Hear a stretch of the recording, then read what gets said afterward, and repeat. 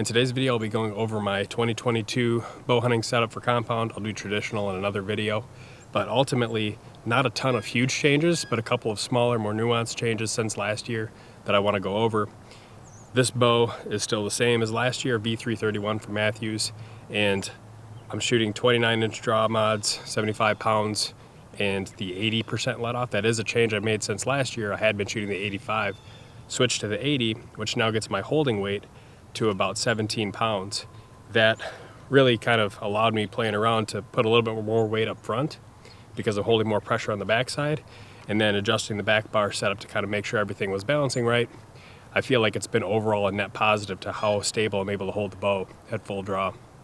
And then I think perhaps because I have been shooting more traditional this year and I'm holding 45 pounds back at full draw, the 17 pounds of holding weight, which is more than I had last year, doesn't really seem to be much of an issue, even when I practice really long draw holds. Now, I'd also mentioned that the draw mods are 29-inch. If you actually measure the draw length from the throat of the grip to where the nock sits, add the 1 3/4, it measures 29 3/4, so it does come in a little bit longer than advertised. And to be completely honest, I could go probably a 1/4 inch longer and get more into like a recurve target style alignment, but it doesn't seem like that's as popular with compound, even with more high-level shooters, and it gives me a little bit of extra clearance and just buffer if I'm wearing extra clothes or I'm in some kind of a goofy angle. And with these specs, this bow is shooting between 89 and 91 foot-pounds of kinetic energy, just depending on the arrow weight. 89 on the lighter side, 91, 91 and a half if I'm going a little bit heavier on the arrows. And knowing that range of values, I can pretty much, if I'm experimenting, plug in any arrow weight that I'd want to be able to test and be able to calculate what that arrow speed is going to be within a couple feet per second.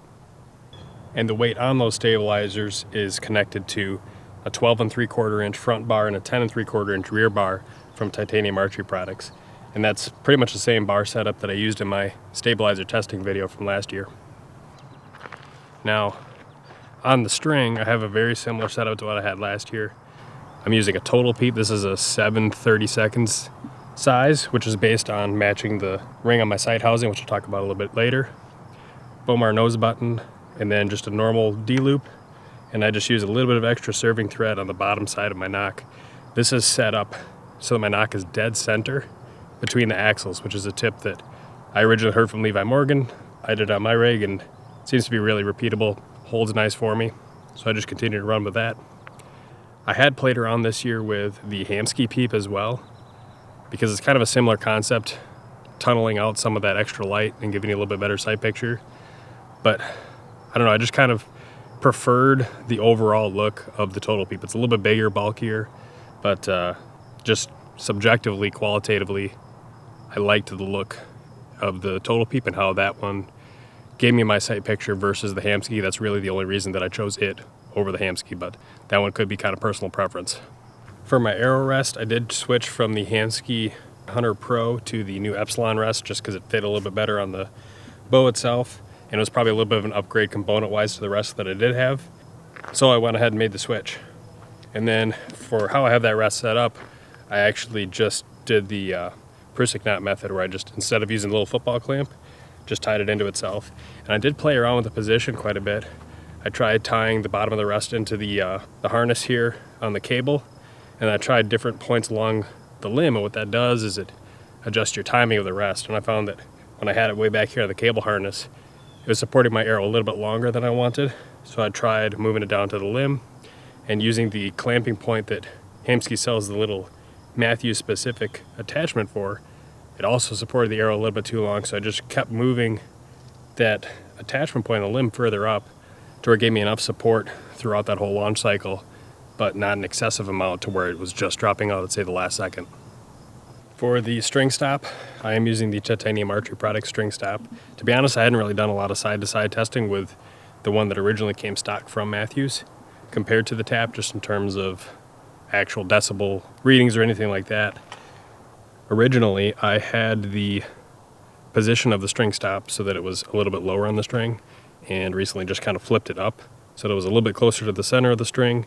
And when I did that, I noticed that I had to just add a little bit of extra serving above where the Matthews serving had stopped via the stock string, but that wasn't too big of an issue, and it's been working out just fine since. For my sight, I'm currently shooting a black gold mountain light. It's a custom version, which has a 2-inch size housing, the big dog that they call it, 5 pins, green, green, yellow, green, green. And it is a 5-pin mover. It's one of the lighter weight 5-pin movers that you can get. And in the past, I've hunted with EZV, I've hunted with Garmin Zero a little bit, other pin sites. And the differences and pros and cons between those probably warrants a video in and of itself. But what I find is that for me, at least whitetail hunting, almost all my shots are inside of 30 yards, and a lot of those are inside of 20. And at those distances, it doesn't matter quite so much what sight I use. But a lot of my shooting throughout the summer, I might be doing 3D shoots, I might be doing field leagues, like this is a field course that I'm walking right now. And for that type of shooting, having the ability to dial down to an exact range, put the pin on the dot and be able to pull through and shoot is pretty nice. And I don't have to swap sights. With the Garmin, if I was hunting in North Dakota, I couldn't use it, so I would have to either change bows or change sights, neither of which is really all that optimal. So for right now, I'm shooting that multi-pin slider because I feel really comfortable hunting with it. I can just either put the pin on or just pin gap. I'm almost never going to dial down to a specific range while I'm in the woods in a real-time hunting scenario. There's just not enough time. I tried it in the past with a single pin slider. Not for me. And I can basically use this in any state. I can use it for target shooting, hunting, so I can just set it, forget it. There's a little bit more moving parts, more things that could go wrong. But obviously I like the fact that I can also set all my first, second, and third axis adjustments. And with that 2-inch sight housing, that basically allows me to, actually with any of those sights, with the EZV, the Garmin, or this Black Gold, I can swap any of those sights in and out and still maintain my same peep size. Whereas with the original 1 3/4 inch housing that the Black Gold had, I'd have to run a smaller peep sight in order to use that sight. And then out of the bow itself, I just have a little hook that I made out of Kydex. I use that for hanging my bow in the tree inside my his strap. I just really love that system overall for being able to get the bow in and out, be able to put it basically at any position around the tree that I want. It never snags at all, it never catches, unlike some of the hooks that you could have hanging. I just really think that that system is super solid, and even though it's a little bit more bulk than maybe some of the other systems you could run in terms of the actual strap itself, although with a little bit of DIY you can make one that is significantly smaller. But regardless, it lives on my bow all the time, and I'm able to put the Matthews quiver, their new low pro quiver, even though this is a V331 and not one of the new V3Xs, I'm able to use that low pro quiver, and I have to take one of the arrows out. I can't use it all the arrows in the quiver, but if I take one out to basically account for this hook, I'm able to run all those with just enough clearance for the sight, just enough clearance for the rest. And then once I get to the tree on a deer hunt, or if I'm just setting up on the ground, I'm always taking that quiver off for the most part and just hanging it up. And then I did hunt with the rig just like this, just like how I practice all summer. You probably noticed that I'm shooting an index finger release as opposed to a hinge or a thumb button. I have both at home, and actually I do a lot more shooting throughout the summer with the hinge than I do with this release. What I find is that the hinge I can't hold quite as steady in general, but it teaches me to really make sure that I'm letting that pin settle and just float right over the spot that I want to hit until the release fires and the arrow goes where I want it to go. Whereas with the index release, if I only shoot it, eventually anticipation starts to creep in, I start to maybe lock a little bit low.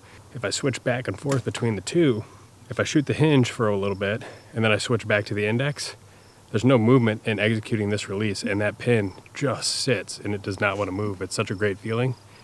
And then when I'm actually in the woods hunting, I just personally have a lot more confidence with a trigger style release. That's just a personal thing. I know a number of guys that hunt with hinges, and I just don't think it's for me.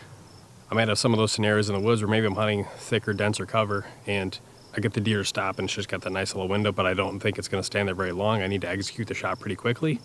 And with a hinge, if I try and rapidly get that release to fire, it usually doesn't end up that great. Whereas with this release, if I'm able to get that pin to sit right exactly where I want, I can get it to fire pretty fast, and that arrow still goes right where I want it to. Now, if I shoot like that all the time, again, the anticipation starts to creep in, but that's why I balance the two releases out, and it's been working pretty well for me.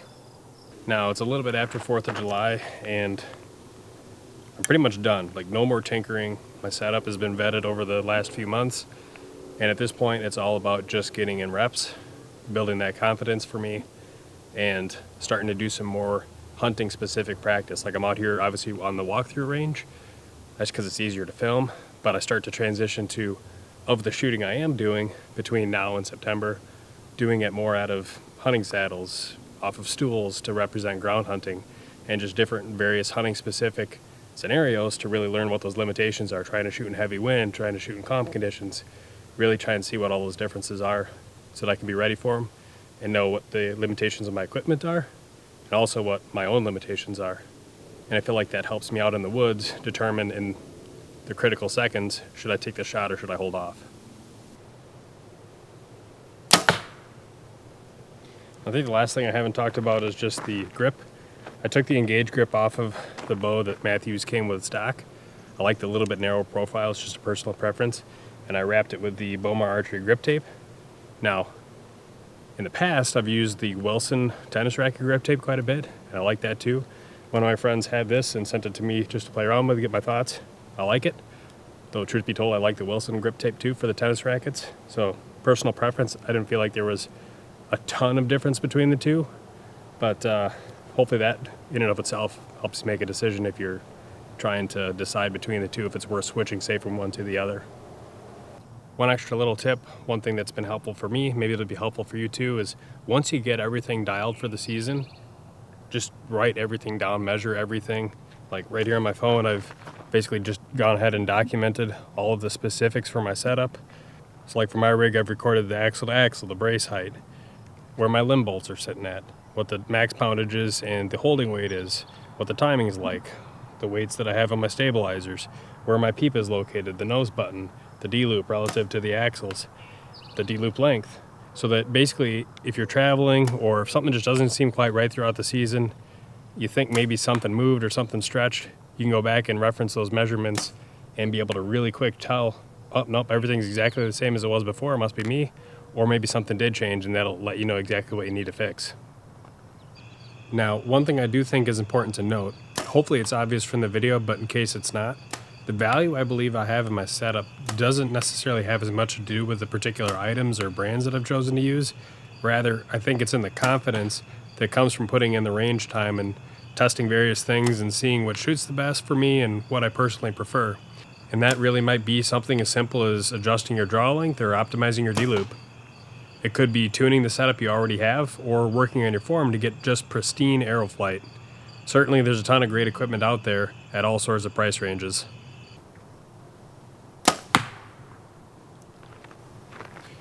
I hope you guys enjoyed the video. If you have any questions, drop them in the comments section down below. And thanks for watching.